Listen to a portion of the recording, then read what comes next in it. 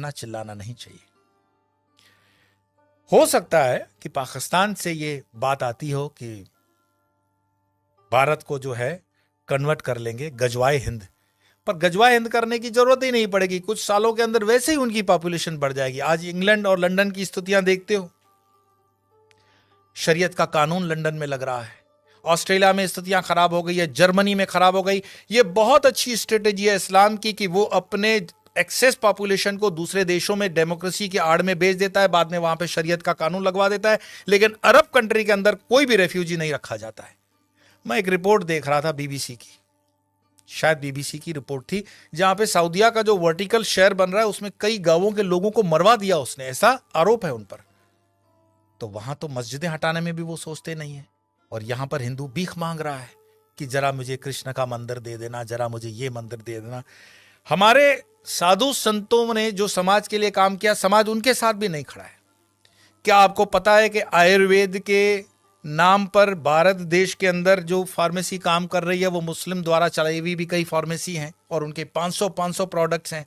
रामदेव को सपोर्ट नहीं करने का कारण ये भी है। हमदर्द का एक टॉनिक है सिंकारा, उसको प्रमोट करते हुए कम्युनिस्ट पार्टी के कुछ नेता कहते हैं कि ये शक्तिवर्धक है। उनको पूछो तुम्हें कैसे पता चला ये शक्तिवर्धक है, कोई लेबोरेटरी टेस्ट है?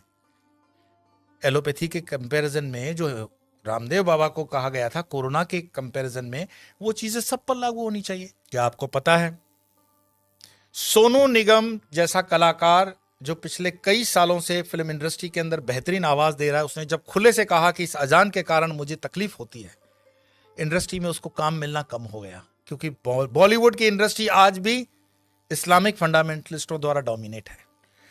मैं आपको और बता दूं, जिन दिनों शाहरुख खान, सलमान खान, आमिर खान स्ट्रगल कर रहे थे, गोविंदा सुपरस्टार था, और गोविंदा को नीचे करने के लिए उसकी जोड़ी में चलने वाली करिश्मा कपूर को आमिर खान के साथ एक फिल्म दे दी जाती है परदेसी। गोविंदा की जोड़ी को तोड़ा जाता है, और उसके बाद उदय होता है सलमान खान, आमिर खान और शाहरुख खान का समय, क्योंकि इंडस्ट्री डोमिनेटेड है इस्लामिक लॉबी द्वारा।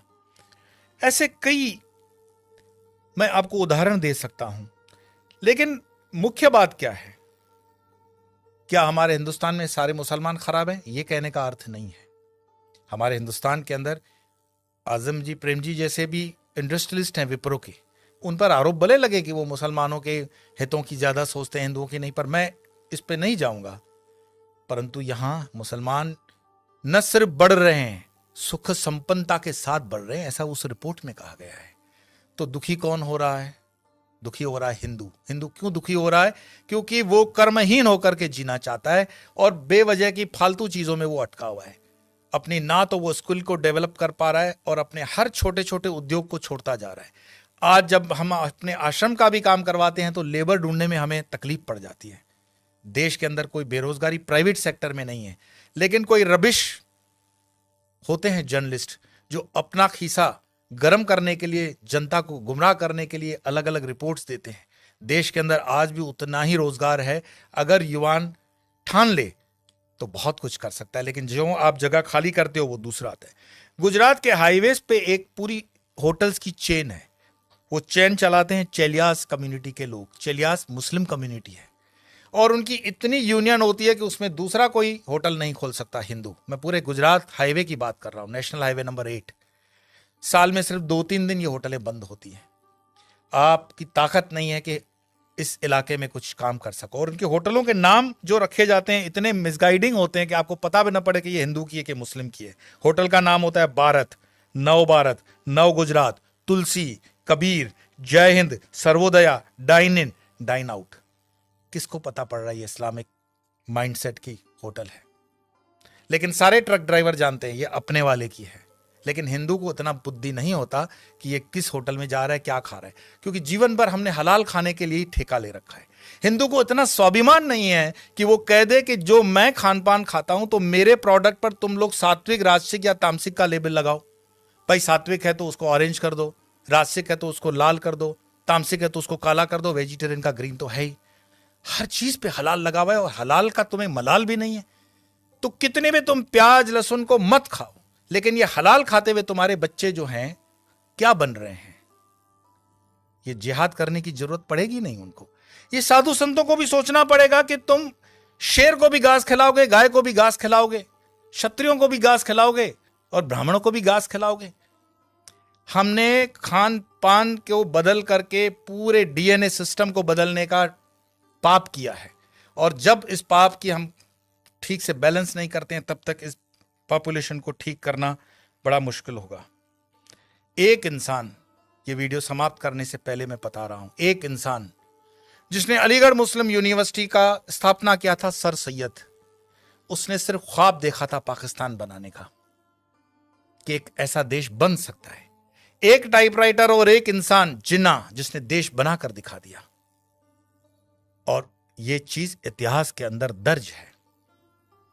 क्या पता ओवैसी जो कह रहा हो उसको हम सीरियसली नहीं ले रहे हैं। अगर शाहबानू केस कोर्ट का इधर उधर हो सकता है तो राम मंदिर का केस भी राहुल गांधी तो बोले थे कि हम कर देंगे, ऐसा उन पर आरोप है, प्रमोद जी ने लगाया था।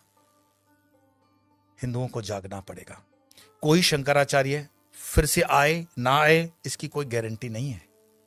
शंकराचार्य जी की जयंती मनाने से सिर्फ इतना ही मैसेज मिलता है, उत्तिष्ठ जागृत प्राप्य वरानि बत, उठो जागो, अपनी जवाबदारी लो। कब तक दूसरों के कंधों पे रहोगे कि ये तुम्हारी जवाबदारी लेगा? और धर्म का काम चेतना जगाना है।